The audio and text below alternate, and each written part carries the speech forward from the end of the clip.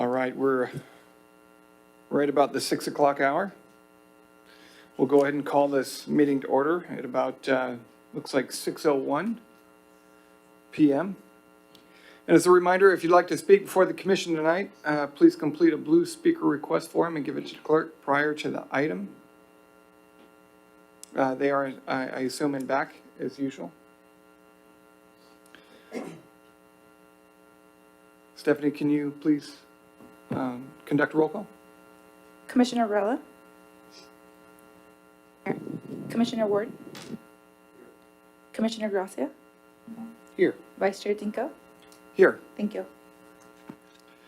Tonight, the Pledge of Allegiance will be led by Commissioner Varela. Please stand.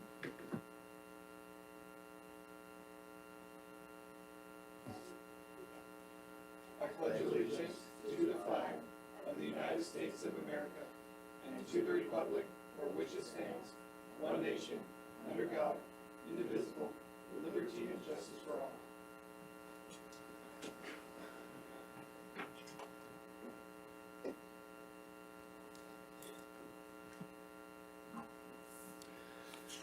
Our first item this evening is item 3.1, Code Enforcement Update, provided by Senior Community Enhancement Officer Morales Moreno. Good evening, Commissioner Dinko, Commissioners, City staff, and members of the public. The Community Enhancement and Safety Department update reflects the period from March 27, 2019 through April 23, 2019. It includes code enforcement activities such as street sweeping enforcement, code enforcement cases, signs, and staff updates. For this period, we removed a total of 350 signs. Our street sweeping enforcement officer issued a total of 1,086 citations. We've responded to over 100 cases, and we received 18 concerns regarding street vendors. We don't have any staff updates. This concludes my report. If I'll be followed by any questions. Thank you. Officer Morales, I have a question. It's Commissioner Ward. It's part of your responsibility, street vendors enforcing if they're properly vending from their carts? Yes, sir, it is. So right now, at this time, in order for the street vendors to vend legally, they need to have a business registration and a vendor permit. At this time, there's only 2 vendors that have business registration and no vendor permit. So right now, we're done with the education phase as far as vendors. So we see a vendor out there, they're not supposed to be here, we're going to issue citations. And if we have to confiscate their cards, if the cards are a safety issue, for example, if the cars are parked, if you may, on the street, then at that point, we're going to ask them to relocate. And if they're not supposed to be there, they don't have any permits, we'll issue fines at that time.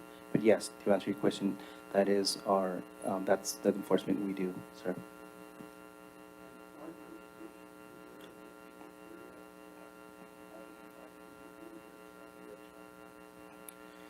As far as the location, is there a designated area that they're assigned to, or is it throughout the city, as long as it meets the ordinance? Right, so there's no designated area. When they fill out the application for the vendor, for the business registration, they can put a location where they're gonna be, but that doesn't necessarily mean that they're gonna be in that location. So they can be in one corner one day and another corner the next day. It's pretty much on a first come, first served basis as far as like a spot, if you may, but there's no location in specific that they can be. Right now, we get a lot of concerns for street vendors. So we receive the calls, we go out there and we address the issues. We're done with the education phase. We're done educating them. We let them know that there's a vendor ordinance in place. So at this point, moving forward, we're going to cite the vendors. Right now, there shouldn't be there's not a vendor out there that has a vendor permit or a vendor permit or a business registration. So in order for you to vend in the city of Eastville, you have to have both. And right now, no vendor has either one. I take it back. Neither vendor in the city of Eastville has a vendor permit. They only have the business registration. So it's required to have both per the ordinance. You're welcome, sir.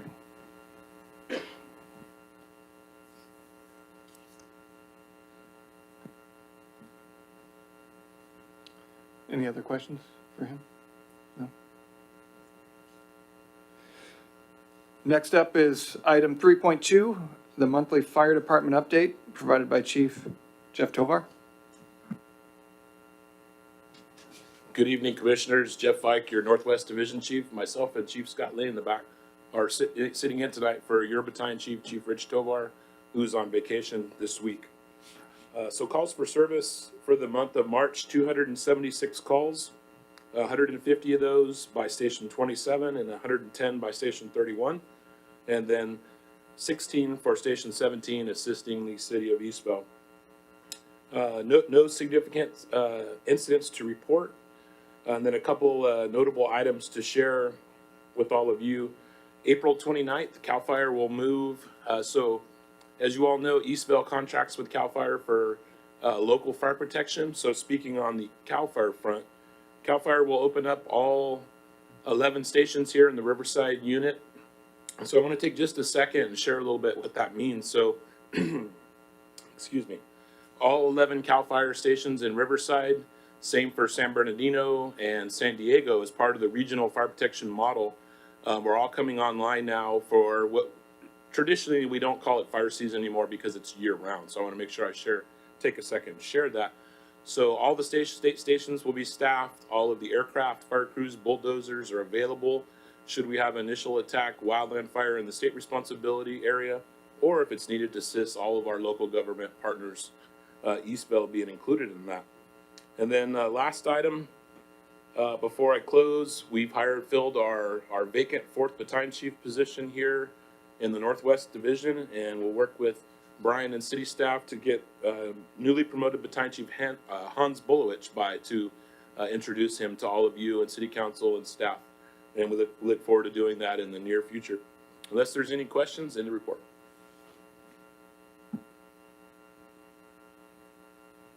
Thank you. We'll bring him in if he's available at the next Public Safety Commission. Awesome. Great gentleman with a great background and medical response as well. So we're very blessed to have his expertise on our team. Fantastic. Next up is item 3.3, monthly police department update provided by Sergeant Brian Gutierrez. Good evening, Commissioners. For the month of March, the total calls for service was 2,155, which was up from the month of February, which was 1,668. Total traffic collisions in March was 70, which was up from 59 the previous month. Total non-injury traffic collisions was 13. Total injury traffic collisions out of those was 13. The non-injury traffic collisions was 57. Total citations written in the month of March was 377, which was up from 291 the previous month. Out of those citations, there were 246 moving citations, which was up from 194. Parking violations, 131 were parking violation citations, which was up from 97 the previous month. Vehicle burglaries, we had 24 in the month of March, which was up from 25 from the previous, was down from 25 from the previous month.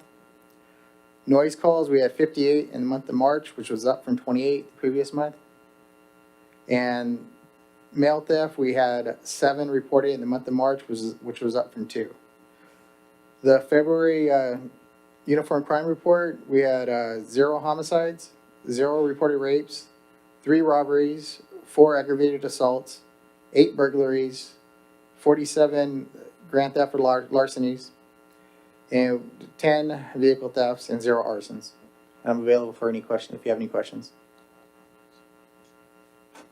Are we having any luck with those ASAP cameras on their cars? Are we getting any stops off those, any stolen vehicles and whatnot? How's that going? Yeah, I did a query last week and we scanned, since we implemented those, 130,000 plates.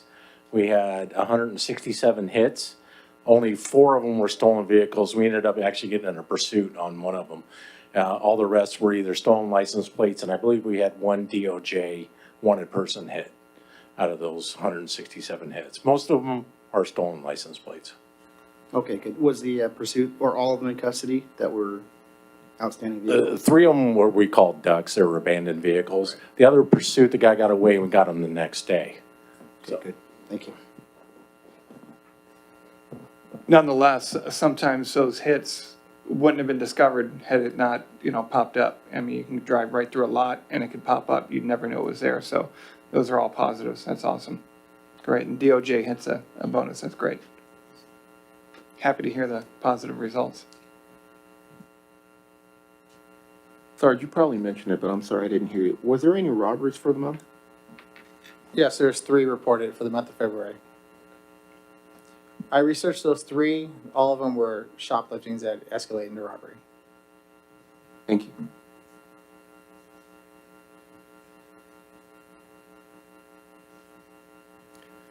I think no other questions on this.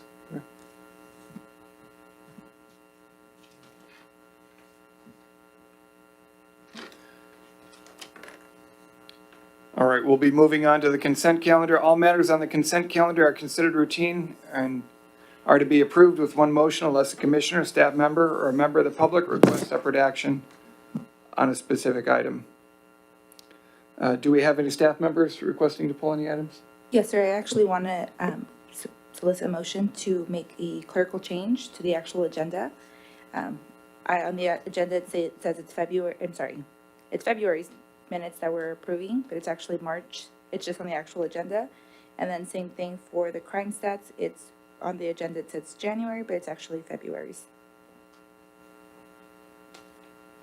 Where does the crime stats say January? It's on the actual agenda. Oh, it is? Yeah. Oh, okay.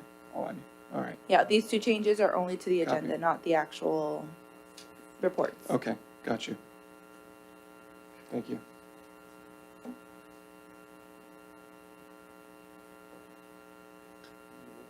Yes, I'll need a motion for that. Make a motion to update the agenda to reflect the current statistics for the current month, or the Second, most recent month. second of the motion? Commissioner Rilla? Aye. Commissioner Ward? Commissioner Gracia? Aye. Vice Chair Dinko? Aye. Motion passes 4-0. And then we'll need a second one for the actual consent calendar. I'll motion for that, for the consent calendar. I'll second that. Commissioner Varela? Aye. Commissioner Ward? Aye. Commissioner Gracia? Aye. Vice Chair Dinko? Aye. Motion passes 4-0.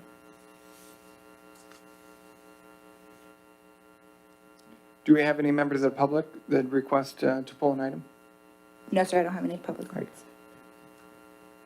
Commissioners, do we have any requests, any items? I just had a couple things. When is the ASAP cameras going to be going up, the projected date on the actual poles throughout the city, do we know? Or have they gone up yet?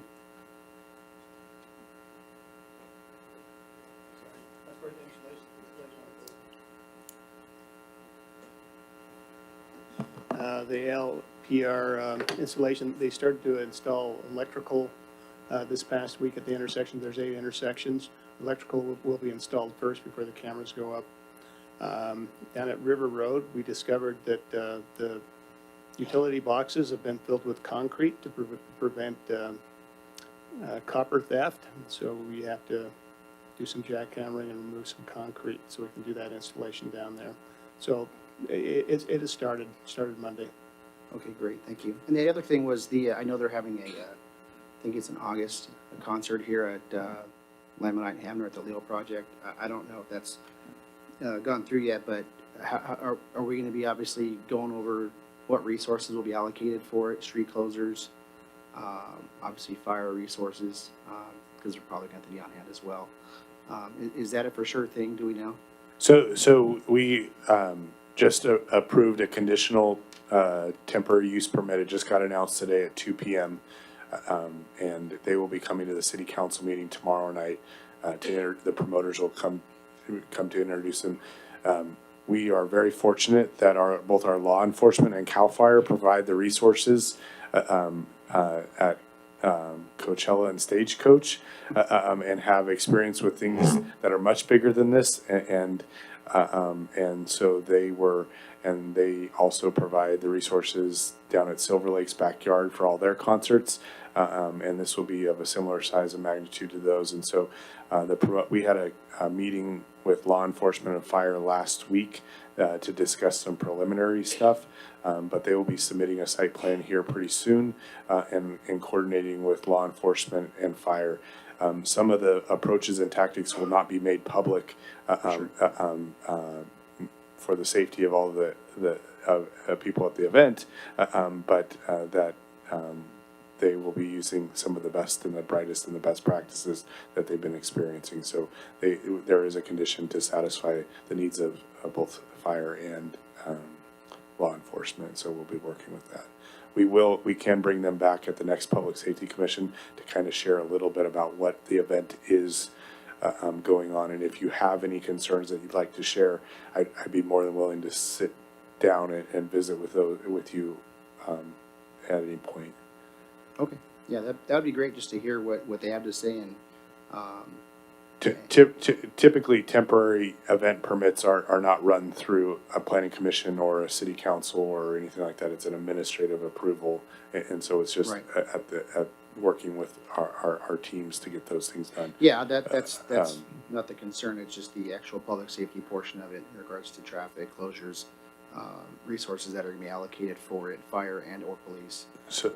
So everything will be off, it will not be provided by the city, it will be provided by the promoter and the event person. They will be bringing in both their own security as well as the Riverside Sheriff's Office. And so there'll be two types of security at the event. And they will be working on a traffic control plan to bring the people in. It's a 2-day event. Right. And so, much like what happens down at Silver Lakes, people trickle in for the first day of the concert, but then they stay through the thing, and there's a camping component and Right. everything that's involved. And so, they had an event. They did this event last year in Inglewood At the forum. at the Forum, and to our knowledge, they had 0 incidents and 0 arrests at this event, which is pretty interesting for an event like this. So they take security very seriously, and one of their event promoter or the event promote partners and production people is who does he work with? What was that company? No.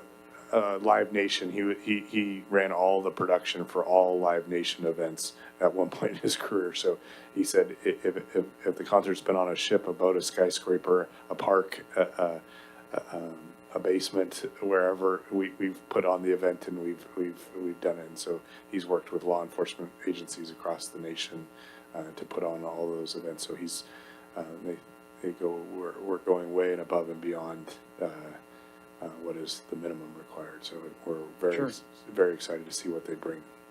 Okay, good. The exact details haven't been all worked out yet, but Yeah, I know we got plenty of time. I'm sure before leading months coming up to August, hopefully we'll have more detail. we were working on the site plan to identify how people could get into even putting gates in on the fence and putting new access points and bringing people off and getting them off of Limonite so it's not backing up on Limonite, and then bringing them in the site and handling the transactions in the site and almost creating kind of a maze to get through the site so that they can stage them on site rather than off site. And they said at Inglewood they had to deal with some very high touch neighbors around the Forum that had 0 tolerance for traffic in their community, and they had 0 complaints from the community and kept them out of the neighborhood. So they will do everything possible to reduce the impacts into our community. So Okay, good. we're cognizant of some of those challenges, and we want to make sure that we're and even where we point the stage to where the sound would be going is something that we're evaluating. So. But we will bring them back to the next Public Safety Commission. They couldn't be here tonight, but they wanted to be in front of you, and so we will bring them at the next Public Safety Commission. Okay, great. And I just would like to meet with you and Lieutenant Martin. Sure. Following this meeting. Yes. There is some other concerns. Sure. Security stuff that I'd like to talk about. Happy to do so. If you guys are good with that. Sure. We could have the support of the LASO helicopter. It's too loud. Yeah, in that same vein, ensuring, I understand, of course, that they have a lot of events that they handle, and Sheriff's Department does a great job on monitoring the current events they already do, but ensuring we have enough staffing, that they pay for enough staffing is obviously important to us, and making sure we analyze that thoroughly to make sure that we're paying for enough, or they're paying for enough adequately to protect our community is certainly something that we want to look at, because it kind of sets a precedent if they like it, if it works out good for our city, if it works out good for them, then they may want to do it again. And, making sure we set the precedent early that we're having enough security and law enforcement personnel is good at the beginning.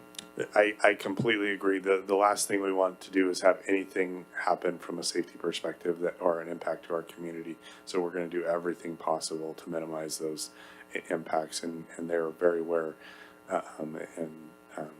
When we started talking some basic numbers, they didn't flinch. So those were, they're not trying to skimp on security or law enforcement there. So there'll be a lot there. Some that you don't realize are there, so.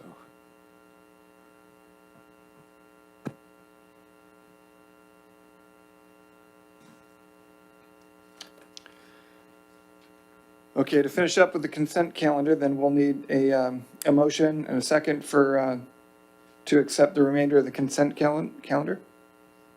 We already did that, sir. We did, we're all done? You're done on that end. All right. All right, so we're down to the public comments section of the night. Any member of the public may address the commission on items within the commission's subject matter jurisdiction, but which are not listed on this agenda during public comments.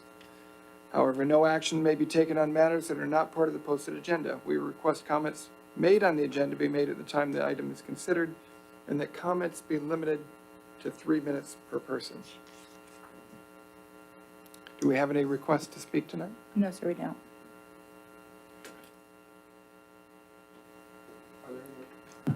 Are there any requests to speak after hearing the agenda that we just talked about? Anything? I noticed that we're seeing a lot more of our neighbors, because that's what you are. You're not the public, you're my neighbors.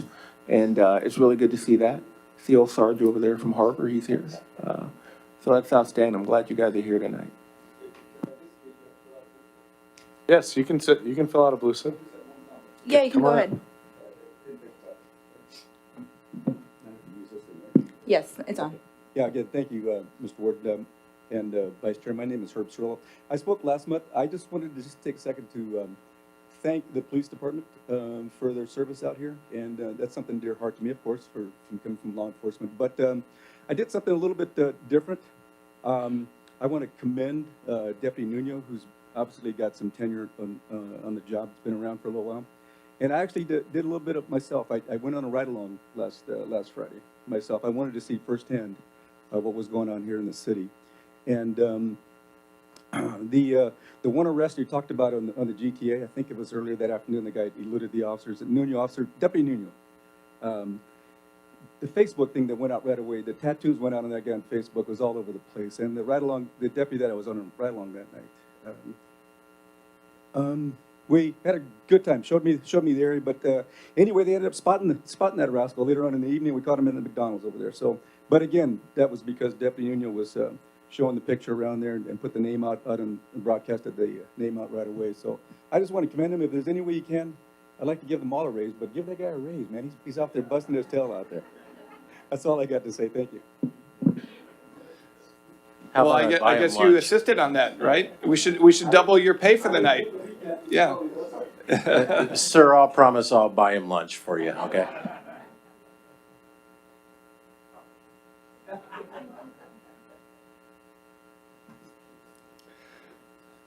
Time for a city staff report?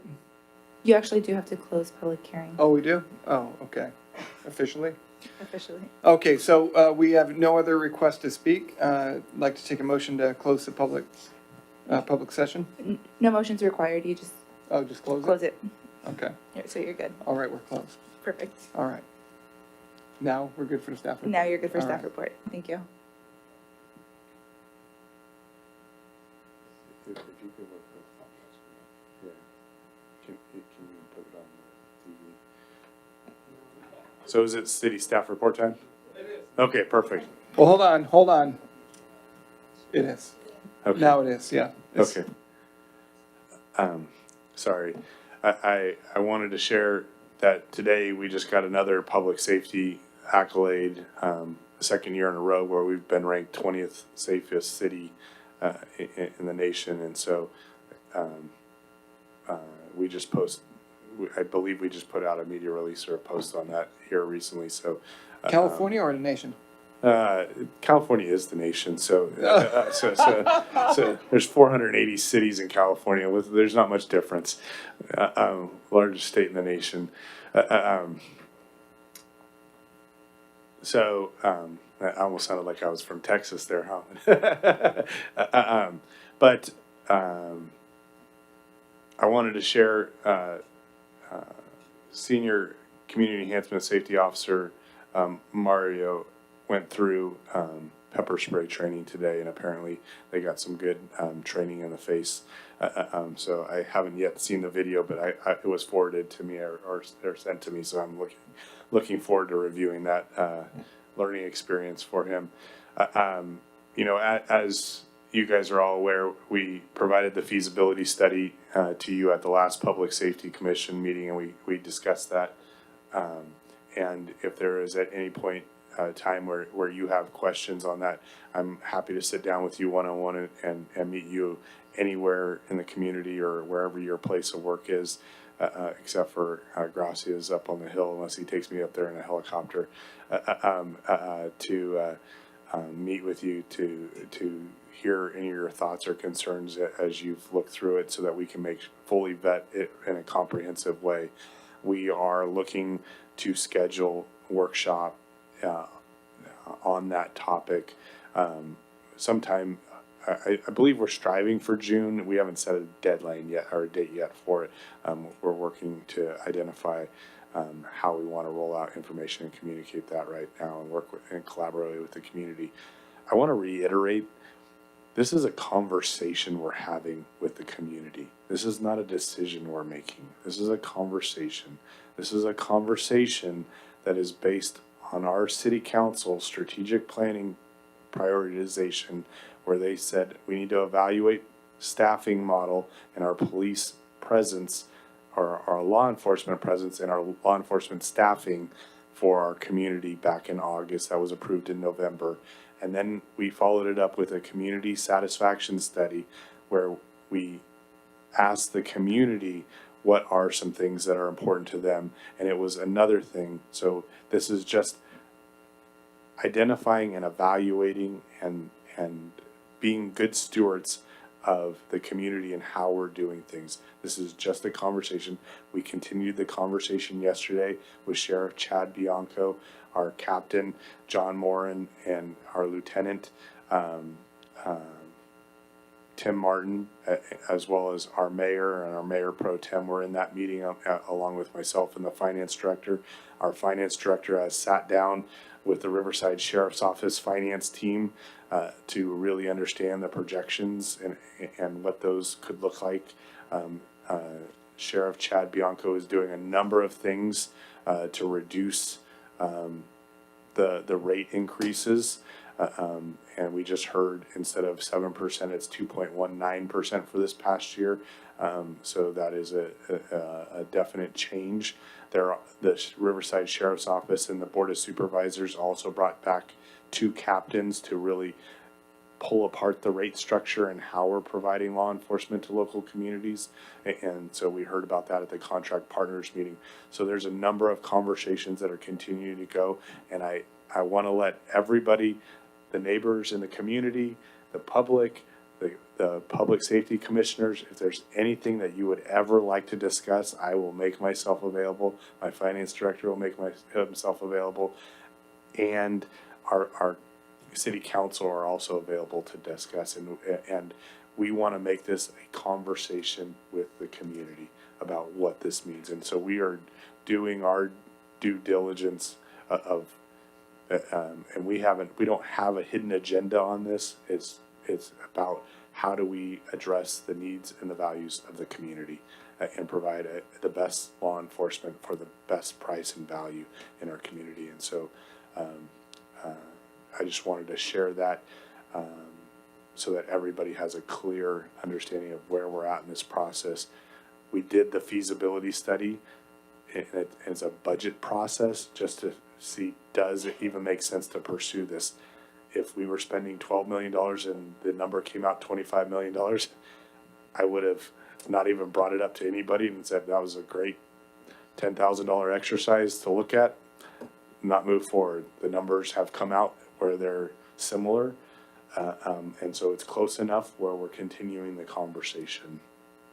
That doesn't mean that we can't work with the Riverside Sheriff's Office to figure out what that means or what's important to our community. And then also a separate topic is, does the community want to fund additional resources in our community for other approaches? And that is a sales tax initiative. And we're having that conversation in a separate workshop and identifying what that means, because some people might say, I'm willing to fund having more law enforcement presence, whether it's the Riverside Sheriff's Office or an Eastville Police Department. They might say, I would like to double our presence of our law enforcement. Or they might say, I'd like to have 4 more motors in my community because I'd like to get a citation if I'm talking on the cell phone, right? To keep me safe and accountable because I'm not able to make the good decision on my own. So those are a number of things that we are looking for through and resolving. We are going to put it on hold and get through our normal budget process in May, and then we'll revisit it and start that conversation again with the community engagement process in June, July, and through the summer. And so, but I just wanted to let everybody know that that's where we're at in the process.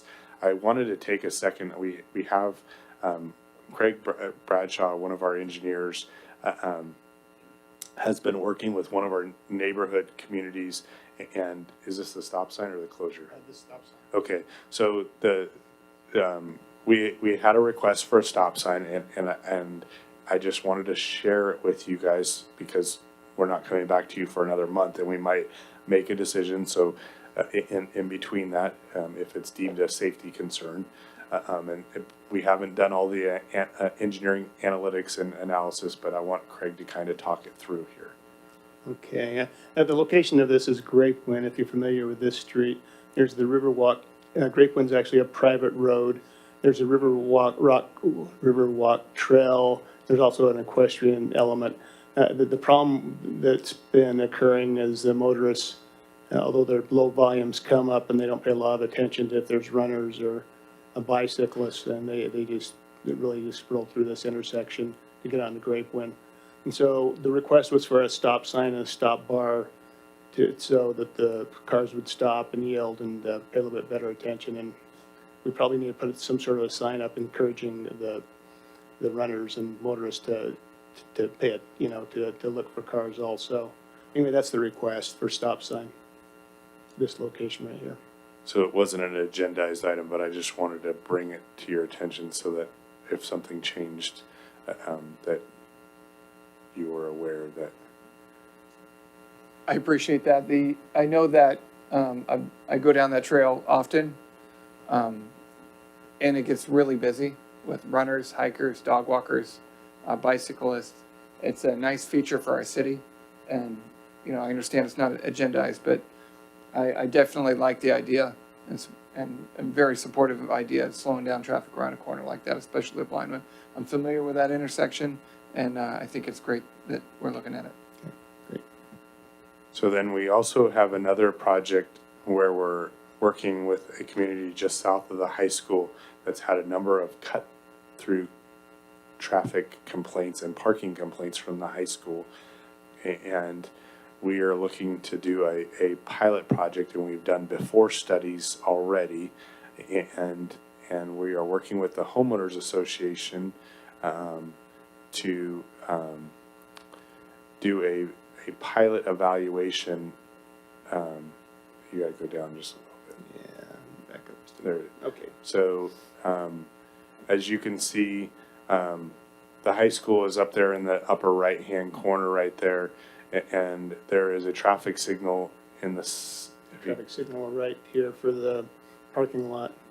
and so, the eastbound left turn into that parking lot, backs up. And apparently we have some people that don't have a lot of patience. And so they proceed down, that roadway right there. And then they go through this little maze. Yeah. And they go Pretty swinging circuitous. around here, and they go around Desi Lane, and then back up this roadway, and then here, and they pop out here, and they go across that traffic signal there. And so this is a morning occurrence for many of the residents, and I think it might even happen in the afternoon. And so one thing that we are evaluating, along with our police department and the fire department, is putting up a temporary barricade with some warning signs that this is a dead-end street, so that people don't cut through the neighborhood to get to the high school. And so we are looking at closing off the Desi Lane to vehicle traffic, pedestrians and bicyclists, and everybody can still get through there. And we'll do it in a way that it can be movable so that the fire department can get through there or the law enforcement can get through there in an emergency. But we're just doing this as a temporary pilot before and after to see if this improves the issue or causes any unnecessary challenges in the community. Yeah, the Estancia board supports this. They sent out notices to the HOA members. There's actually a meeting Monday night at 6:30 at the Rada Park facility, and to answer questions and see if the HOA is supportive of it. If it's supportive of it, we intend to install the closure and the other signage rather quickly so we can catch the end of the school year. If it proves successful and there's good support, we'll bring back a formal item in the fall and formalize the closure. So if this became a formalized closure, we're talking about a permanent barricade and reworking of that street? It's going to be some sort of either bollards or some sort of swinging gate. We want to still be able to maintain some sort of access. I believe we've had some discussions with the fire department, and as long as it's mapped properly, that's probably not a concern as far as delays are concerned. But we really need to do the test project and see what kind of comments we get and see how supportive the HOA really is. Sometimes people ask for solutions and then they don't really want them once they're put in. So we want to do a pilot project to evaluate, is it successful? And does the neighborhood really want this solution? Because, it's like when we put a parking restriction on, it applies to everybody, not just the people that are abusing the situation. And so we just want to evaluate this and make sure before we do something more permanent or spend more money, we can do something temporary and try it out, do a pilot project. I could see why the residents in Estancia would be really frustrated with the increased volume. I hope we can reach out to RUSD to look at strategies to improve this, because the school wasn't designed for 5,000. They've Yes. had expansions, and they've elected to add the STEM school. We all love it. It's wonderful. But the fact of the matter is they're increasing the traffic around our neighborhoods without really excellent ingress and egress in and out of the school.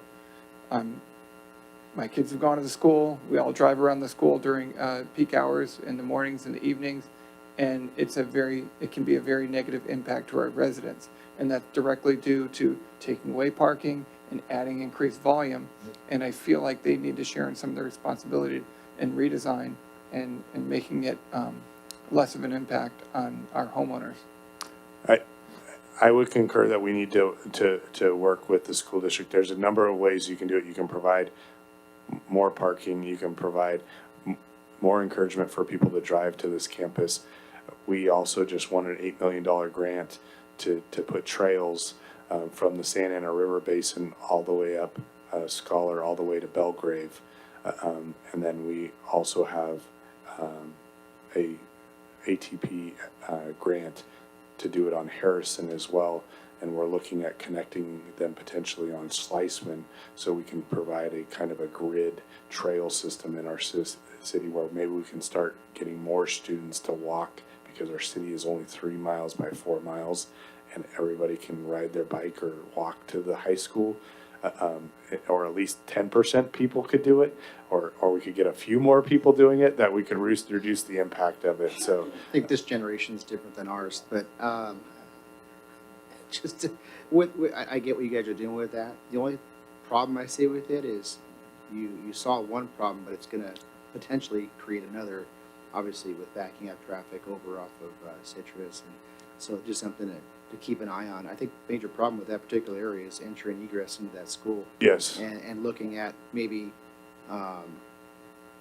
doing some construction, or if that's something they're willing to pay for to improve the entry and egress into that particular facility. Because all you're gonna do really is stop traffic from going into that neighborhood, which is, I completely understand where they're coming from, but now you're gonna have traffic backing up all on Citrus and potentially up Sumner. And we all know how people don't like to wait, and you're gonna have people driving on the wrong side of traffic, and now there's gonna be an enforcement issue with the sheriff's department, Yeah, there's it continuous just enforcement compounds out from there. We should probably have Captain Martin. so yes, we do enforcement out there quite frequently. And, the school is put in a situation where it has basically two ways in. It only has 2 frontages. It is a big campus. There is a lot of traffic there. And there are opportunities to make improvements there. That we can't make the intersections much bigger than they Right, are. yeah. I like the idea of a temporary, and see what happens. Right. And, because it's not permanent, so. Right. And then you can always reevaluate later on as to, okay, well, if we block this off, now we're left with this. And How what- can we solve that problem? And what might result is people start going to school 10 minutes earlier, because really the problem, it lasts for about 20-25 minutes out there. And then it's quiet the rest of the day. Well, nobody wants to get up early, Yeah. even if it's 10 minutes. But if that's the only way to school, then, there's things that, people start making adjustments in their schedule. Well, with the addition of the STEM Academy, which is wonderful, everybody's, gonna say, nobody's gonna say anything negative about it, but they take a lot of inter-district transfers, people from other communities. And I really feel, and I like RUSD, but I really don't feel like they've put much concern into the negative impacts, how it handles our city. We'll take some, families from other parts of Corona and the region, and, as a part of, like, we want everybody to have a wonderful education, so we're gonna go let you come into our new super school, and we don't have enough parking to handle it.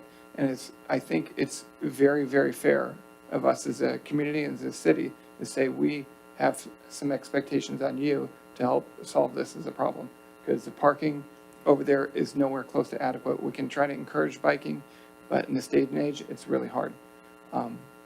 So I just really encourage that, working with RUSD and putting a little bit back on them on trying to solve the problem. And it might be some, they have a lot of nice capital investments in the buildings and the technology, and it might have to be finding up some of that capital investment might have to be solving some of the parking problems.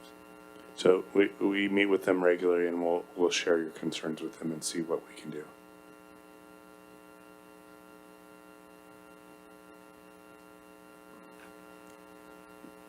Lost track of where we're at. Are we We're still on city still report? on city staff report. Trying to think of what else we have. She left, but Gina Gibson Williams. I don't know if we introduced her as our new community development director, but she was in the back there. We mentioned Tailgate Fest, and we knew that was going to get out on social media. Somebody was going to be connected with that, and I'm glad Rob is following along on social media. Stock it. Yeah.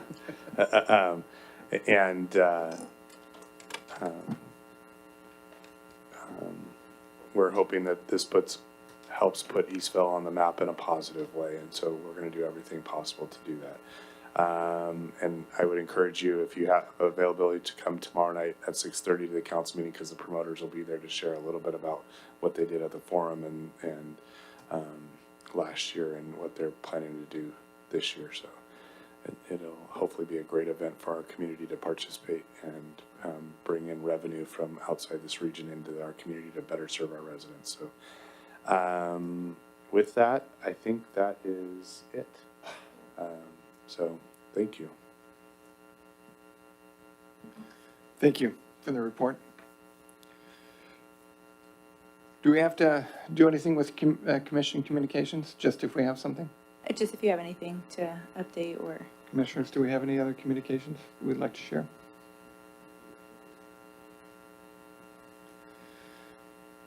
Do we have any other future agenda items any of the commissioners would like to add for next month? I'd like to add to the agenda for next month's update on the vendors, and if and when they all get their proper permits, please update the commission on that, as well as how many sites have, because you said the warning period is over with and now we're going to start the enforcement period. If so, how many citations that these vendors receive? No problem, sir. Will do.